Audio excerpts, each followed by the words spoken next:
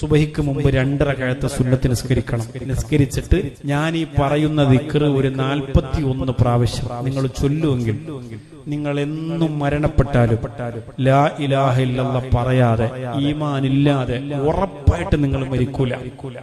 യാ ഹയ്യു യാ ഖയ്യൂം ലാ ഇലാഹ ഇല്ലാ അന്ത. അത്രേ ഉള്ളൂ. പെട്ടെന്ന് പഠിക്കാൻ പറ്റും. യാ ഹയ്യു യാ ഖയ്യൂം ലാ ഇലാഹ ഇല്ലാ അന്ത. ചെറിയ മുത്താലിങ്ങൾ ഇപ്പോഴേ തുടങ്ങിയാൽ എത്ര കൊല്ലം ചൊല്ലാം. അള്ളാഹു ആയുസ് നീട്ടി തരട്ടെ. അങ്ങനെ ചൊല്ലി നിങ്ങൾക്ക് പറയാം, കുറെ വർഷം കഴിയുമ്പോൾ പറയാം, ഞങ്ങള് പിന്നെ 10ാമത്തെ വയസ്സിൽ ഫുദ് പഠിക്കുമ്പോ അന്ന് ചൊല്ലി തുടങ്ങിയതാണെന്ന് പറയാൻ പറ്റും. ഉടങ്ങാതെ ചൊല്ലണം.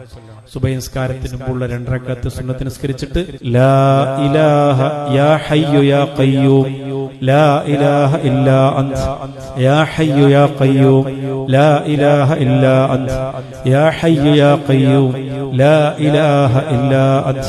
സുബഹിക്ക് മുമ്പ് 2 റകഅത്ത് സുന്നത്ത് നിസ്കരിക്കണം. നിസ്കരിച്ചിട്ട് ഞാൻ ഈ പറയുന്ന ദിക്ർ